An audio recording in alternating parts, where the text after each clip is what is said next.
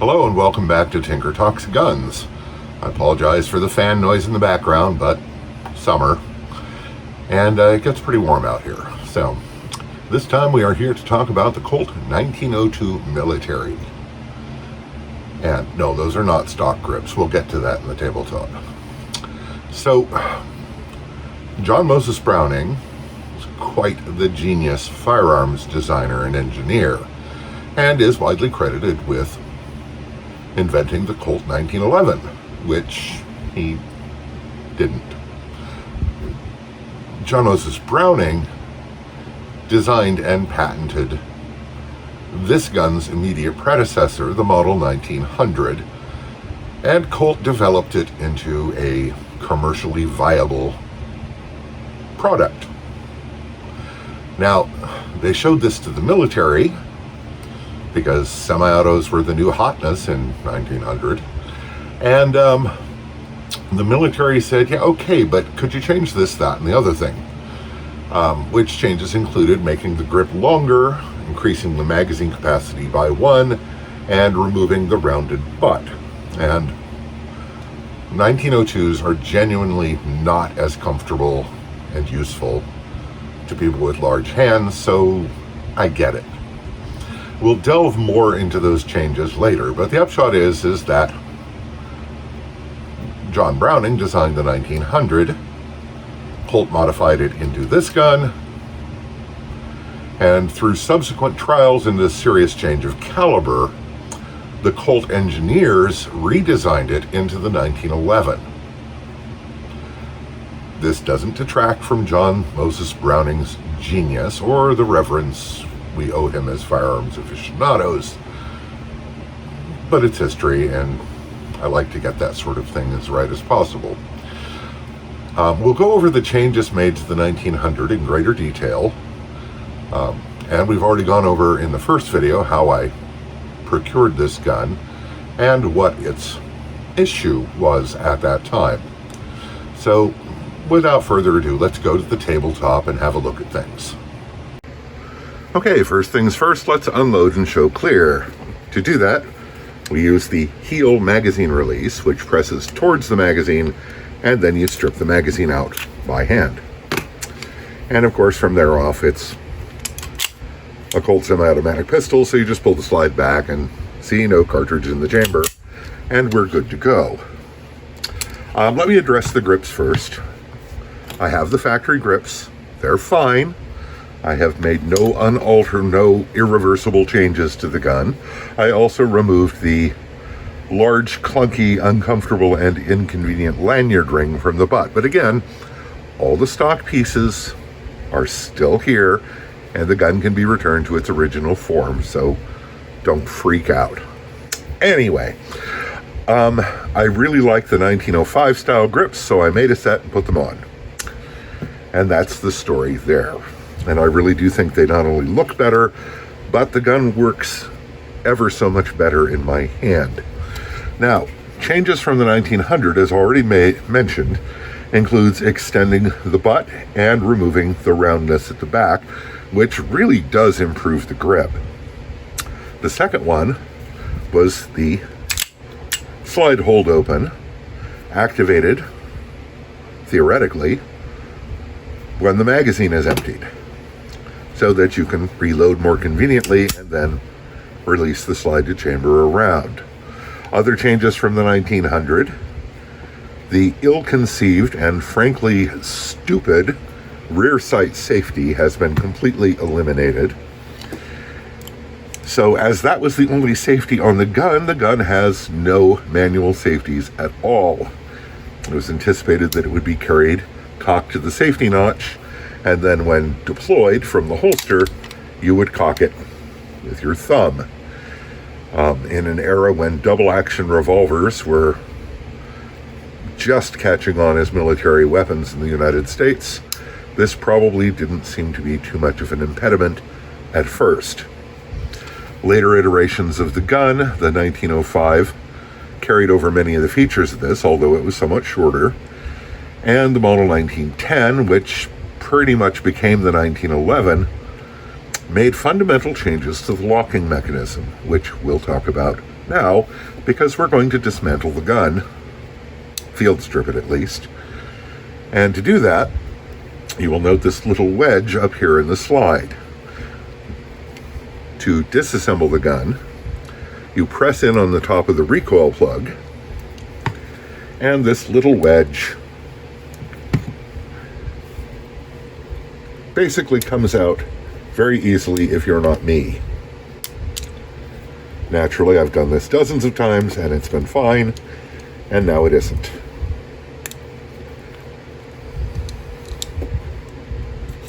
There we go.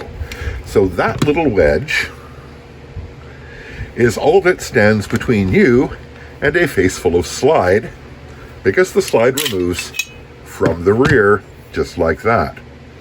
Now, this is firmly retained in place by a little thing on the end of the spring.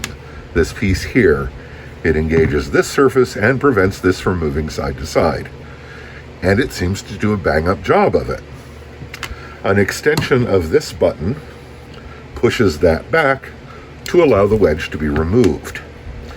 Now, theoretically, if the wedge became dislodged or failed somehow, yes, the slide could fly back and hit you in the face, which did not escape the ordnance board when they examined these pistols. But in practice, I've never heard of that happening, and the only instance I have seen documented where this broke, probably due to poor heat treat or something, all it did was thoroughly jam the gun up and require tools to render the gun function, and a replacement to render the gun functional again. Now, one of the places this differs from the later 1911 and 1911A1 is that the barrel doesn't tilt to disengage the locking lugs. The entire barrel drops uniformly downward because it pivots at both the front and the rear.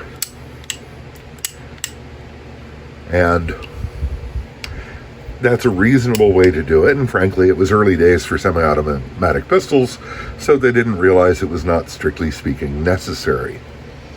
For field stripping, this is as far as you need to go.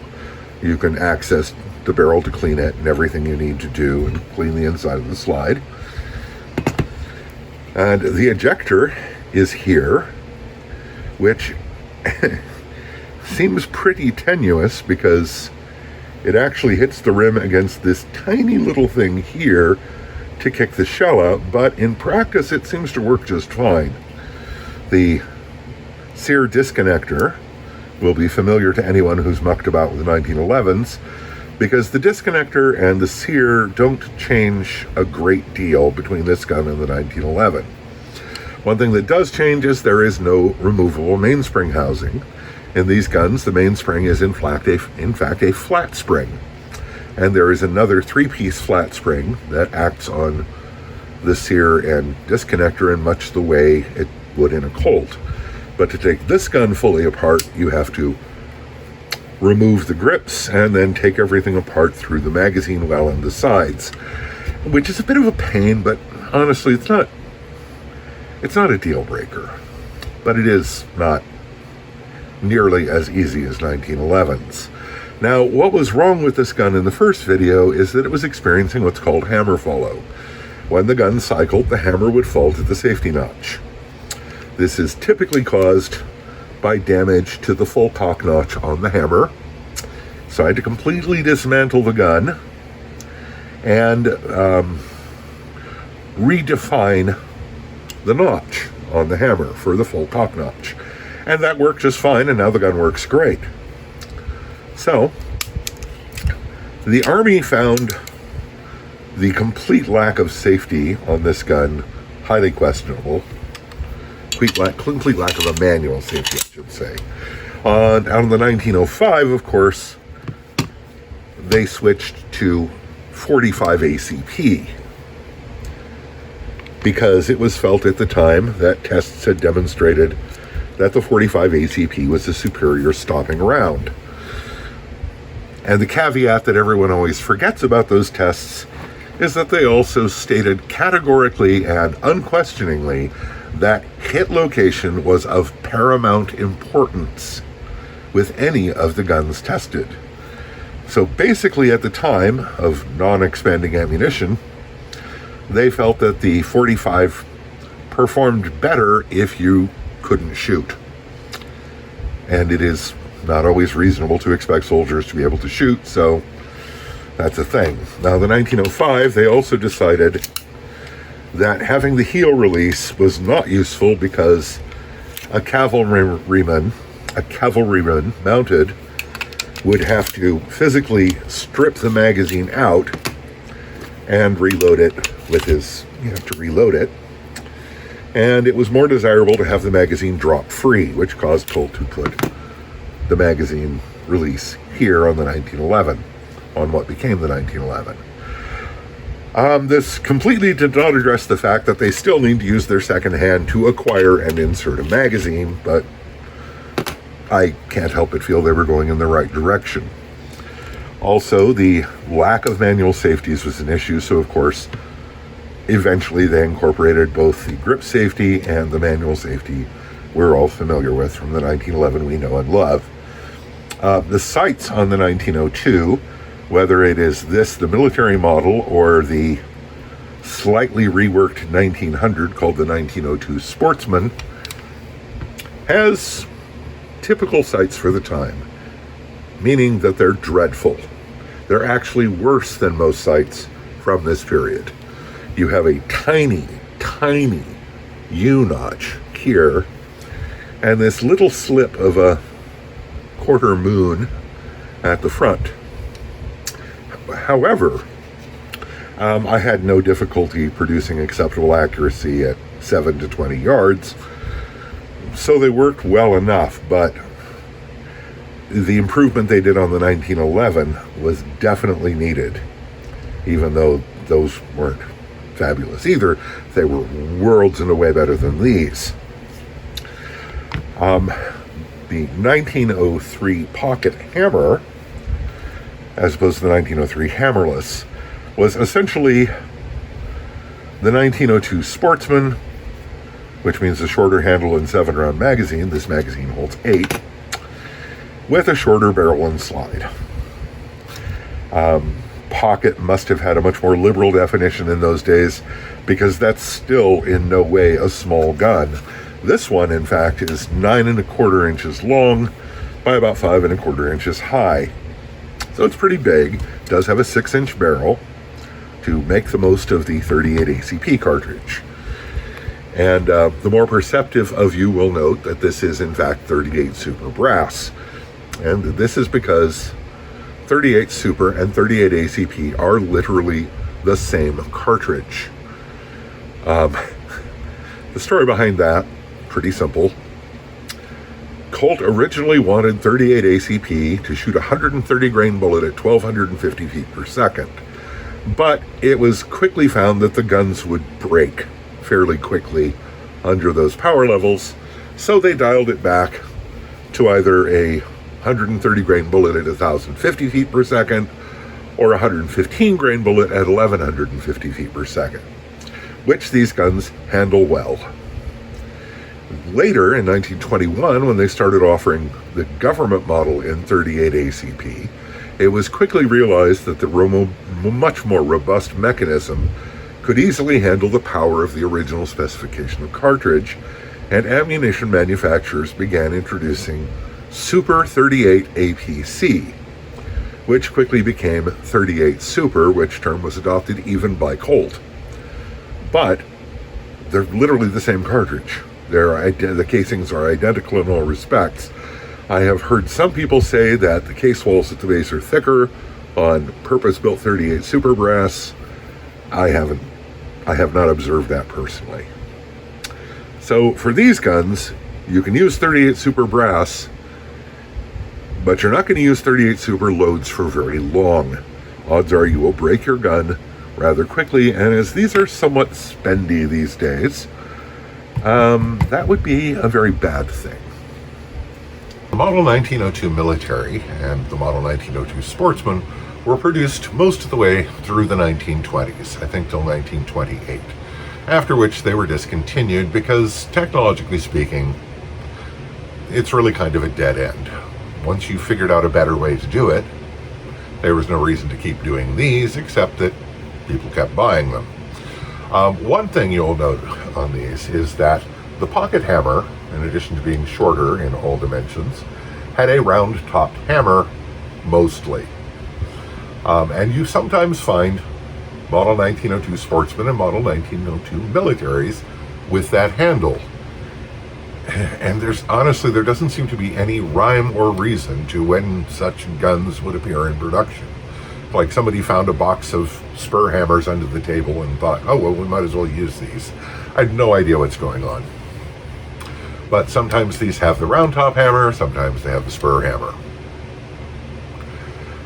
And again, the 1911 was so obviously so much a better mousetrap, and did not have even the notional danger of the slide flying off and hitting you in the face without major breakage.